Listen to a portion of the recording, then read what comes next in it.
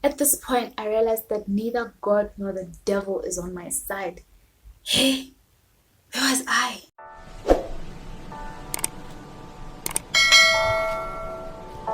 Darlings, welcome back to my YouTube channel. If you're new here, my name is Khao. I hope you stick around. Do make sure to hit that subscribe button, turn on your post notifications so that you can be notified whenever I make a new upload, and do make sure to like this video because it's gonna be a good one. I'm gonna be doing a story time about the time I got my nyash whooped because of a boy. So grab a coffee, grab a tea, grab a wine, grab some snacks, sit back, relax, and enjoy.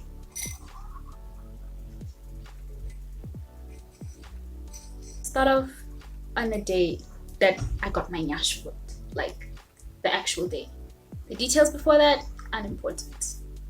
Alright, so this was when I was in grade 12, and it was around February. And you know, like grade 12 is like supposed to be like a hectic year, or at least that's what our parents believe.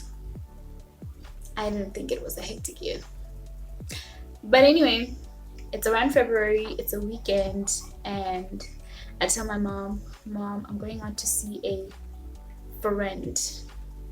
And my mom, because of, you know, mother's intuition, she's like, no, you're not.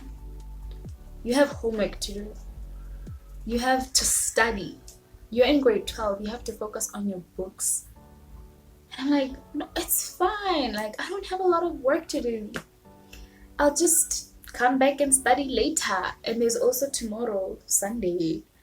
I'll just do that then. And then I leave. But she wasn't happy with it. I leave. I go see my boyfriend. We meet up at the Shisanyama. And we chill there. Okay, so now I'm chilling with my boyfriend. We're having some food, talking. It's a vibe. And then as we're done eating, obviously we have the table cleared and we're just chilling. Out of nowhere, your girl just decides to climb on the benches. For what reason? I don't know. But that's what I did. I started climbing on the benches. And as I turn around to look outside, there he is. I see my dad getting out of his car. I panic. But as soon as I panic, I just climb off the bench, and then there just happens to be a pool table nearby, and I hide behind the pool table. And he walks in. And he walks in very slowly, like very strategically, but he doesn't necessarily look like he's looking for anything around. He walks in, goes inside where we're purchasing stuff.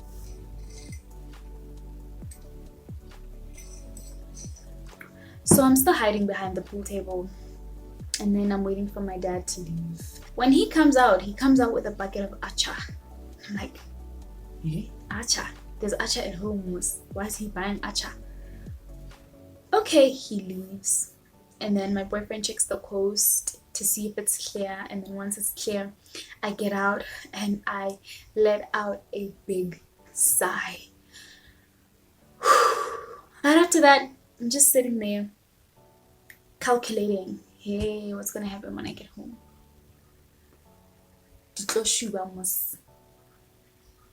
Okay, it's fine. I enjoy the rest of the day with my boyfriend. After that, like later yana, I still had like a 6 o'clock curfew, so around 4-ish, 5-ish, I go home so that I can just be like early before curfew, you know, be the good girl. I go home. So I get home, and because I want to be the good girl, I start cooking. Whilst it's still early, I start cooking. I cook up a storm, and then we have dinner. We have dinner as normal. No one says anything about the Shisanyama ordeal, and we're just chilling there, having nice family time as normal, as usual. Like this is like our normal life. And we have dinner, cool. And then after dinner I pack up because I'm still trying to be the good child, good girl. I pack up, make sure that everything is neat so that my mom doesn't start screaming that we don't listen, we're untidy, all this, all that, hey, what. Fine. After I'm done with that, I go to my room, to go do my schoolwork, my homework, or whatever. As I'm chilling in my room, I let out a big sigh. I was like, whew. Yeah, I dodged a bullet there. I dodged a bullet.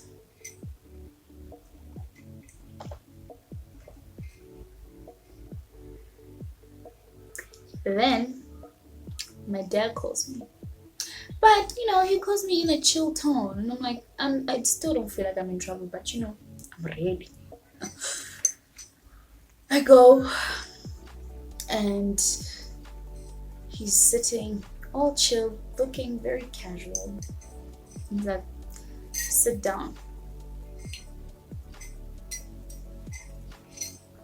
I sit down, and then there's like a dramatic pause. And then he's like, where were you?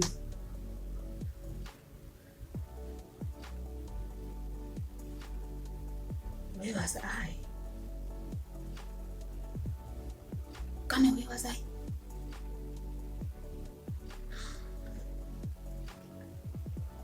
It starts getting hot. At this point, I realized that neither God nor the devil is on my side. Hey, where was I?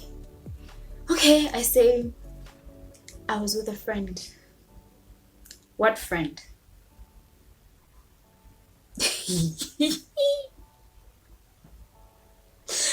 Then I say someone's name, this other girl who I don't even hang out with when I'm at home, because I couldn't say I was with my best friend, whereas my best friend had gone to a wedding, the same wedding my mom went to.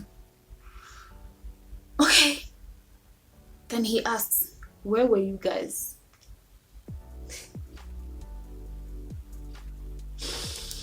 At this point, I wish I had like a piece of lying liver in me. Like, why can't I lie? At that point, I just wish I could lie.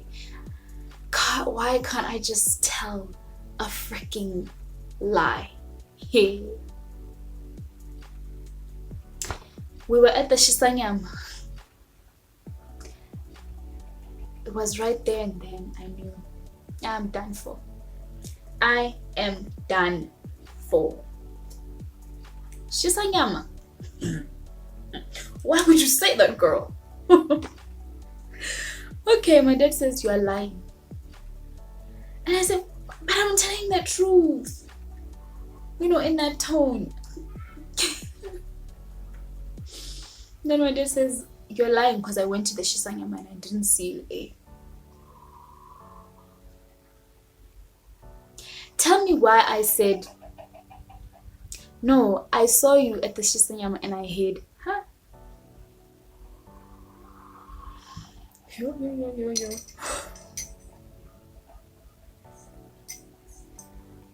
So you hid. You saw me at the Shisanyama. Okay, your mother tells me you were with a boy. Were you with a boy?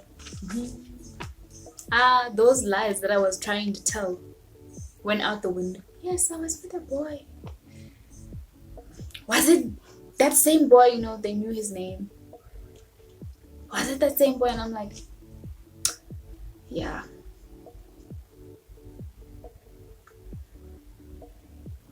Then he calls out my little sister to come bring a belt.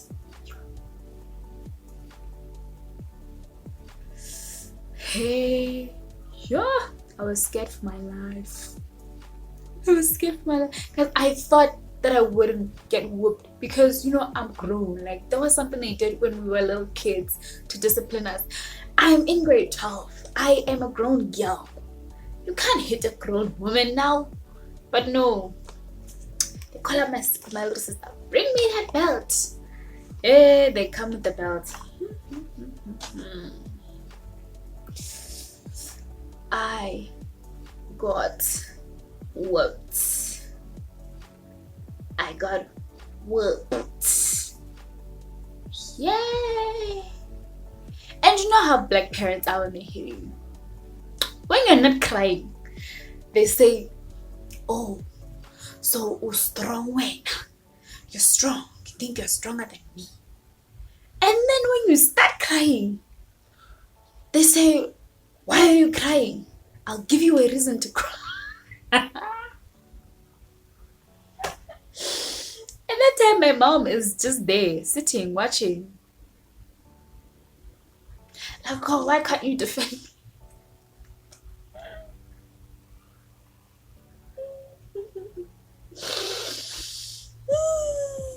No.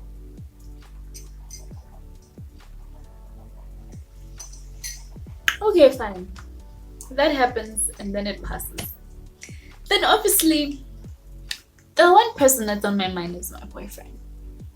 And then I dramatically text him, "Yo, babe, I have bruises all over my body." Guys, I'm dramatic. "I have bruises all over my body. It's this, is that." And he calls me immediately. "What's happening?" And then I tell him what happened. And then I'm like, oh, I actually went outside to talk because they had noticed my patterns of like hiding, talking in my room, talking in my little sister's room, just anyway. So this time I went outside so that they wouldn't know that I was talking to someone, or in particular a boy. And I explained the story to him, but then I said, we'll talk about it later. Fine. I go to bed that day with a sad heart. The next day, we wake up, we go to church. It's an ordinary day. Go to church. And then that day, my dad left for work while he was at church. So my mom and I and my little sister had to walk back home. And as we're walking back home, she starts explaining the story of her and my dad back then, how she got caught, yada yada yada. I'm not gonna get into that. Fine, we get home. When we get home, we have lunch as normal. After having lunch, I wash the dishes, obviously. Then I go back to my room to finish off my schoolwork, because I don't want no more trouble. Then my mom comes to my room and then she sits with me on my bed, and then I start talking, and she says, you have to break up with this guy, this boy. And I'm like, how am I gonna do that? I don't have airtime. I don't have airtime. That time I had Vodacom minutes galore. It was during that time where Vodacom would give me night shift, and I had minutes and night shift here because I have to call my boyfriend Peter. We have to talk. And I tell her, no, I don't have airtime. I don't even have minutes. I don't have anything. Mother has a plan. No, it's fine. You can use my phone. Call him on my phone. Then now I don't have a choice. I take her phone, dial his number because I know it off by heart. Dialing. Hi. How are you? Yeah, I'm okay. I'm alright. Buona. Me and you, I think we should take a pause on our relationship. We can't be together because my parents are not happy about it. And as chill as he is, he says, okay. But I'm not bothered either, He says, okay, I hang up, and then me and my mom sit there, chill and talk like about a bunch of stuff.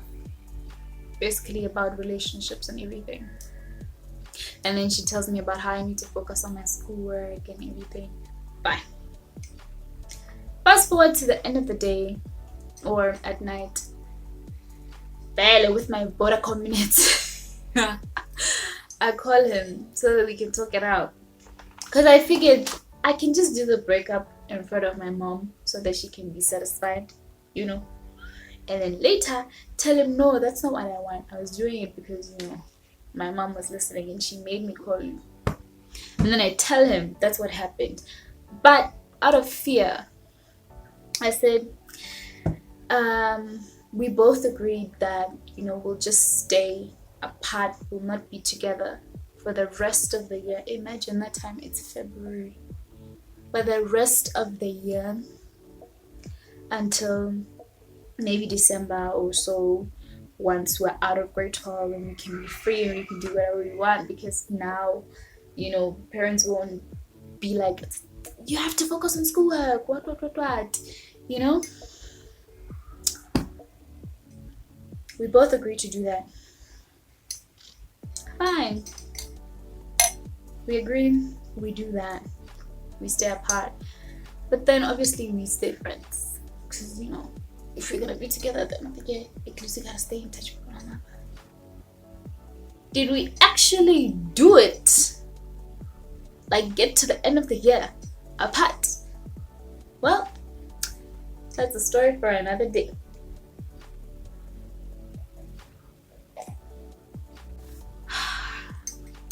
So that's the story of how I got my nyash whooped for loving another human being.